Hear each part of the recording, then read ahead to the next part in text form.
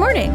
Welcome to the South Ops Spire Weather Webcast for Friday, March 28th. I'm your host, Kristen Stewart. It may still be March on the calendar, but it for sure feels a lot like May gray out there.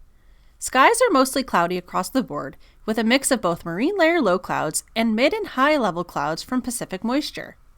The marine layer is around 5,000 feet deep this morning, and usually when it is this deep, the marine layer low clouds are fairly disorganized and more scattered in nature. You can sort of tell that on the visible satellite imagery, since the cloud cover over the coastal plains is not blanketing the region as it did the last couple days. The very deep marine layer pushed against the coastal slopes has generated enough lift to produce quite a bit of drizzle across the region this morning, with light measurable amounts reported. Expect lots of clouds to stick around today as a troughing pattern remains in place across the west coast. As a troughing pattern takes hold over the west coast, high temperatures across the interior will cool down at least another 4 to 8 degrees today. As a result, the Central Valley and high desert will join the coastal areas with highs falling into the mid to upper 60s. Maybe a few warmer spots may get close to 70. With no significant changes expected in the weather pattern through the next week, temperatures are expected to remain mostly steady through the next 7 days. As we move into a persistent troughing pattern across the west coast and away from the recent stretch of warm and dry weather we just had, a deep marine layer is expected to remain in place through the period. Widespread low clouds and fog are expected to continue, likely spreading across the coastal plains and into the lower coastal slopes each day. Clearing is expected to be slow each day, with chances of drizzle. The deep marine layer will lead to minimum humidity largely remaining above 30% for most areas, though the deserts will remain drier, with minimums in the single digits and teens. The troughing pattern will bring about persistent onshore flow to the region through the period that will keep us cool, cloudy, and moist. Breezy westerly winds are expected through early Saturday, particularly across the mountains and deserts, where gusts of 30 to 50 miles an hour will be common. Winds will probably come down for a time Saturday into early Sunday, but frequent bouts of breezy westerly winds will continue for most of, if not all of next week. Winds are likely to be a bit stronger on Sunday and Monday, with gusts of 40 to 60 miles an hour common as a stronger trough impulse moves through.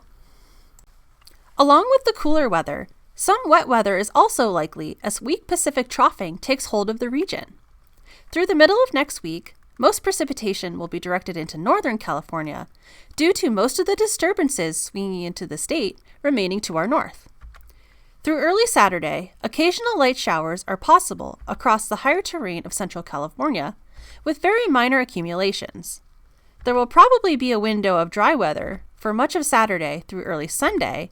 Then a more organized but still minor weather system will likely bring light showers to most of Central California later in the day on Sunday through Monday. Showers may potentially linger into early Tuesday. This second impulse will be wetter than the first, but rainfall totals will remain quite light, with totals maybe up to a half inch to an inch in the wetter foothills and across the Sierra.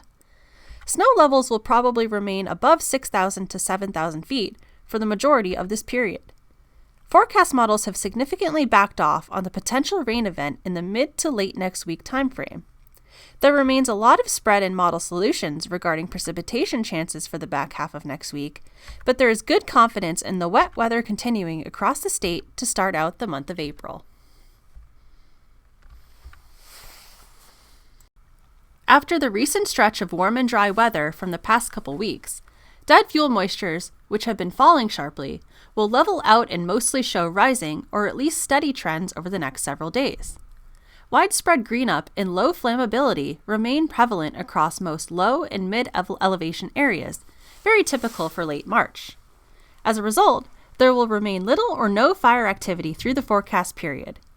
The trends continue to suggest that we will likely make it through early May before we get into grass curing season and fire potential begins to increase.